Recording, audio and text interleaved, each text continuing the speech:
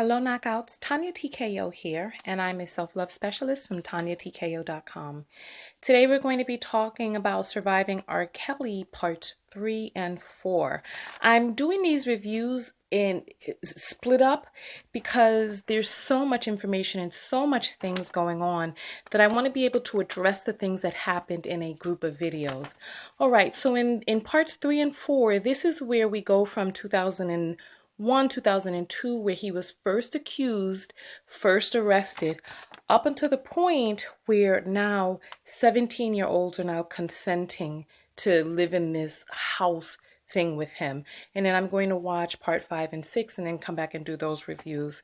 I kind of move the gamut on this one because there are a lot of different layers of what's going on here in this video. So basically, when we start talking about the very first, the girl who had stolen R. Kelly's tape, the one who had been in sexual relation with the 14-year-old girl.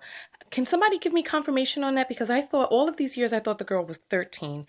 Was she 14?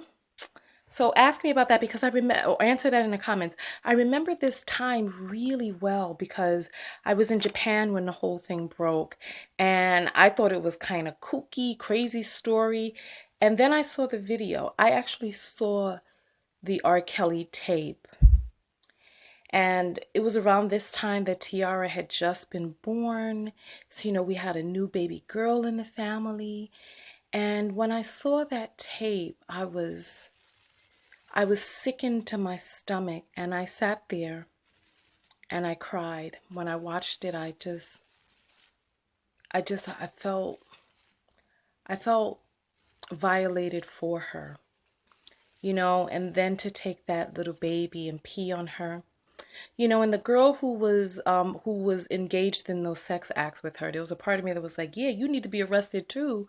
But then come to find out she was also underage. I believe she was 16 when she first got with Kelly, but I think at the time of the sexual act, she was 17. Don't quote me on that, but nonetheless, so I was like, you know what, you need to be arrested too. But then I found out she was underage as well. But this is the thing. And for those of you who saw the tape, we hear about 13, 14, right? But that girl was little. And I remember seeing her little body, and I remember like the way that girl was shaped in that video. She looked like she was about 9. She had like the little, and you can even see inside of the videotapes or in the pictures, the white girl who was on the basketball team and how tall she was, and then that little chiquitita little black girl who R. Kelly was hugged up on. She looked so small, and in the video she had like the little budding breasts that were forming, body shaped like a child.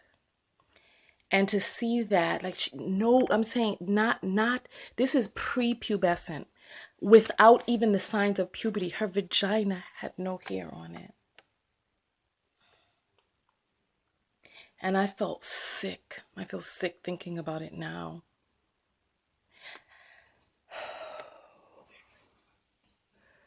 So then we go forward inside of the tape.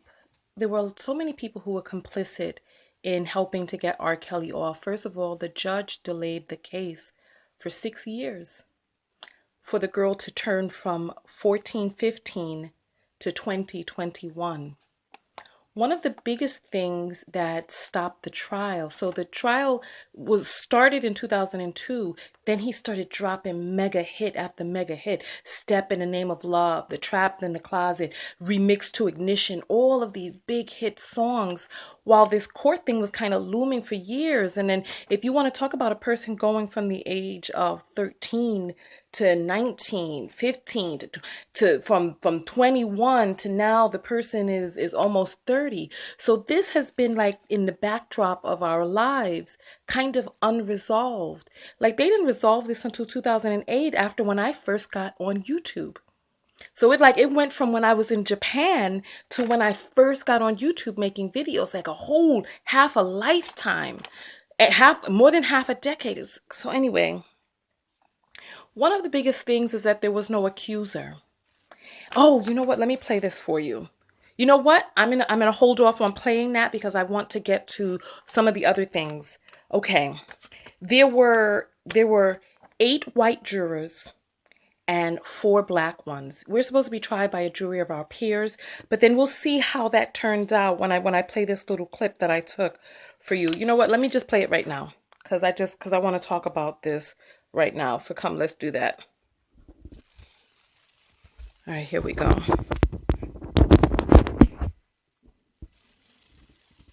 Women that came out against him and said, I was in an underage relationship with him. He did this to me. He did that. What did I just didn't believe them, the women.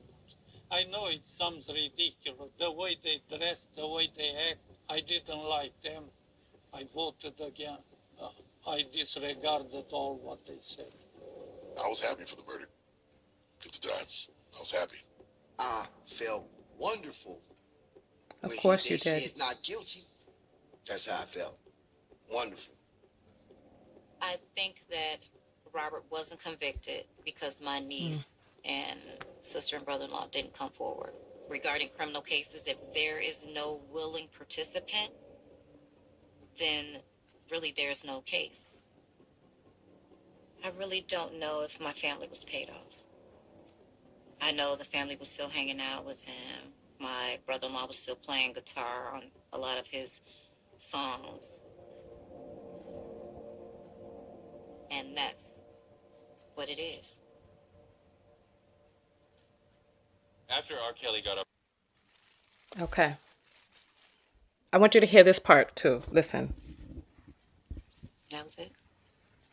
I don't know if race played a part in this trial or not, but if it were white children that were being molested by a black man in this case, I'm sure Rob would have gone to jail very swiftly. When he left home this morning, R. Kelly...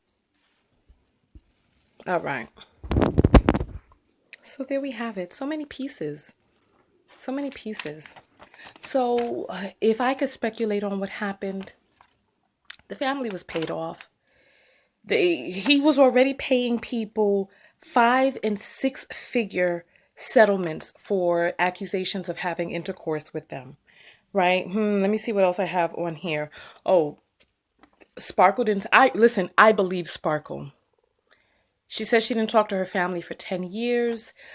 She told her brother it was her sister's child. They stood by R. Kelly. There are people who are saying, even a former detective who was the basketball coach, who said something along the lines of, this was someone that I knew personally. So then he was more invested in it. And I think that's where a lot of us make our mistake as well. You know, when we know someone personally, that's when we're invested. But if we don't, then, And then also the racial factor. I totally believe that if it were a white girl being violated by, oh, let me finish that sentence and I'm going to say something else. I do believe that if it were a Caucasian girl being violated by a black man, I believe that they would have stood together to take him down. There are problems in our community. And the video that I put up yesterday with Drea Kelly in it, and there are people who are coming out using that video that I put up as fodder for not believing anyone who has come forward. And listen, baby, that is on you. That's on you. If you choose if you choose to ignore the fact that, one, it's documented that he married Aaliyah when she was 15. If you choose to ignore that you saw R. Kelly in that tape, and there are people who are hollering his name on the tape, Ara, come here, Kels, come here. And if you choose to ignore all of that, listen, that is on you. If you're just looking for a reason so that you can continue to listen to his music, that's on you. And this is what I was going to say, which came to me, is that they keep saying he was having sex with these underage girls. No, he was raping children. Let's not dress it up and turn it into something fancier. You cannot have sex with a child. That's only rape. I'm sorry. And what does underage mean? Come on, let's move forward from there. But I believe Sparkle, the psychologist in this said that it takes 7 times to leave an abuser. And when I also played that tape yesterday for you all, this is a vision of what mental health issues in progress looks like. And it's like, you know what? If I could say anything to anyone out there, I implore you. Look, if you look at that Drea Kelly thing, the fact that she still has his last name, if you look at that video that I put up, that's a person in denial, a person dissociated from what's going on, and also not really truly understanding the full weight and effect of their trauma.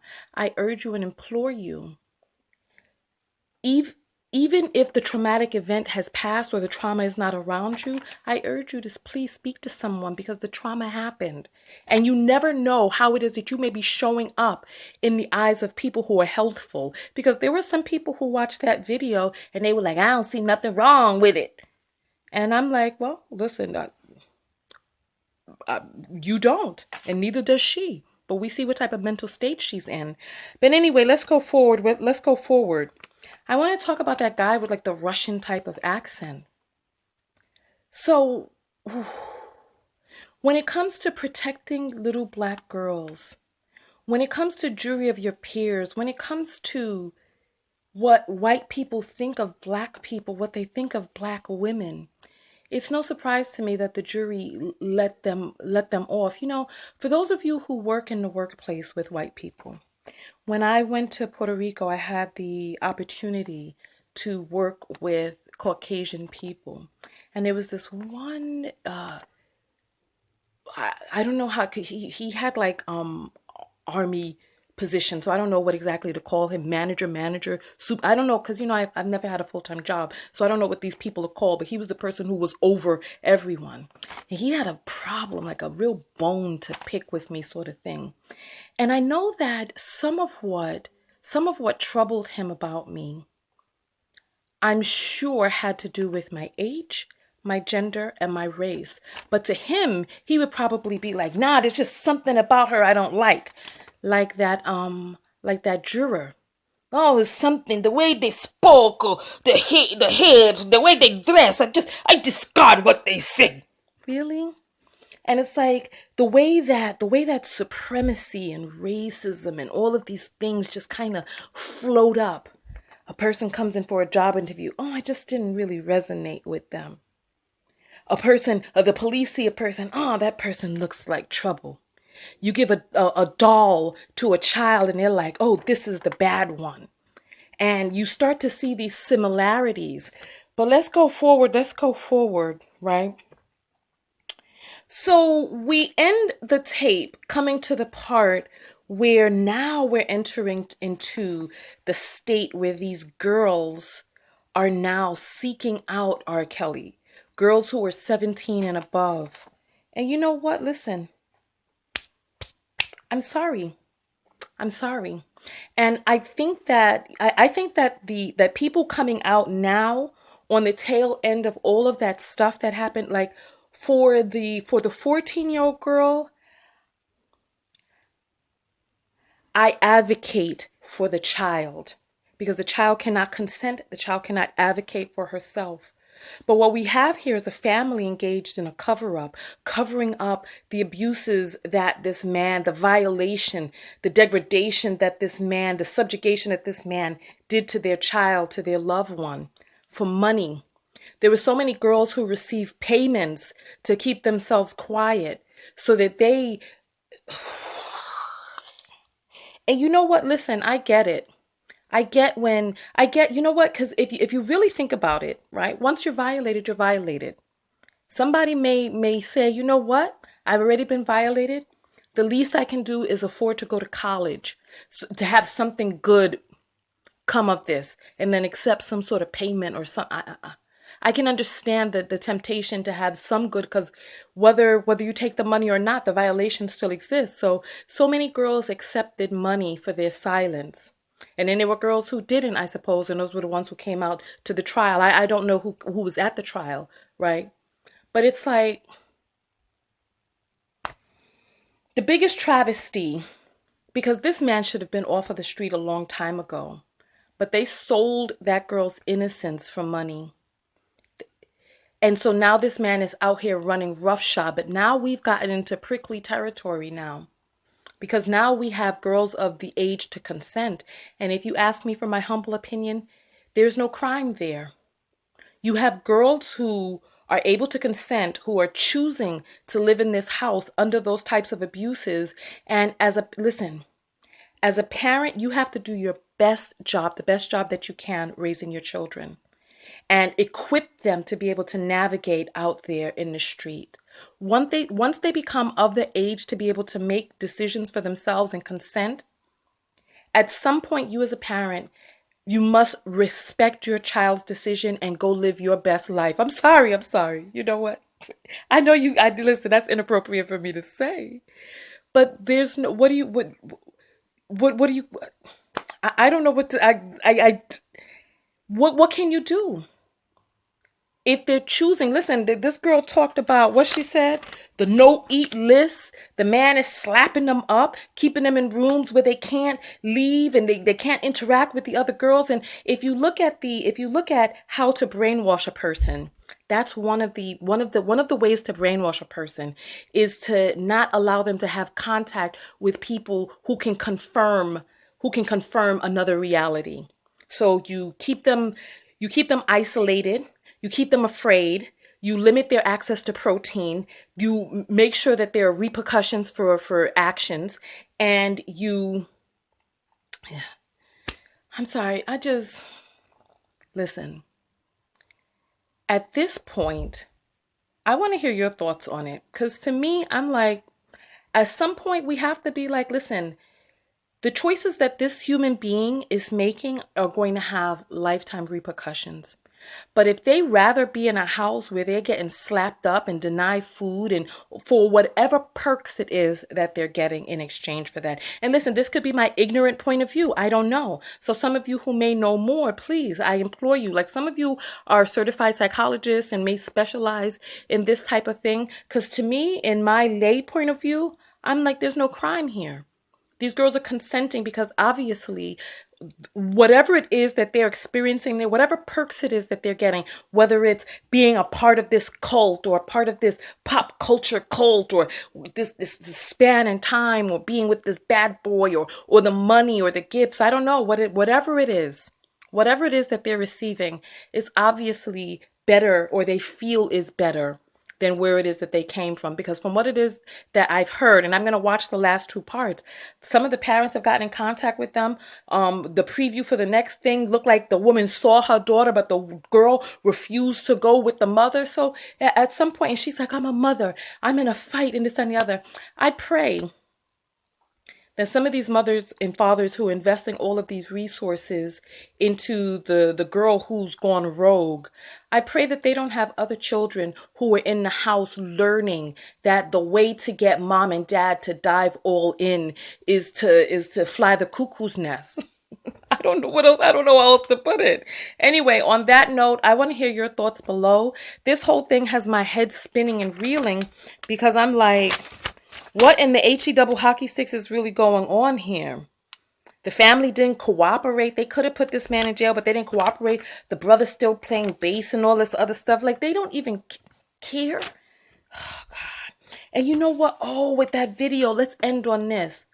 The hood law, if you saw that in the video that I did yesterday of Andrea Kelly, how she was talking about hood law, that even if you have somebody in your family who's dysfunctional and messed up, or she gave examples like crackhead or is a hoe or this, that, and the other. They like, she may be a hoe, but she's our hoe. She's a house hoe, not the street hoe. You don't get to talk about her. And so basically her whole thing is, and watch the video, it's torturous, but watch it if you choose. Her whole thing is, I may be able to talk about this person. This person may be upset, may be messed up, but you don't get to talk about them. I will beat you up if you talk about them. And I believe that us in the Black community, we need to shift this. We need to be able to recognize dysfunction. Like some people are like, Tonya, why did you put that video up? Because the video is reality. I'm not trying to deter people from listening to the victims. However, this is a part of reality and we need to be able to take in all parts because there's a larger story going on here, and pretending as if some parts don't exist is not beneficial to us. We as people in the Black community, we need to get this together. We need to create function. Listen, I'll get out of here. Tonya TKO, and I'm out. Leave your comments below. I'm going to jump into the comments and speak to you. Peace.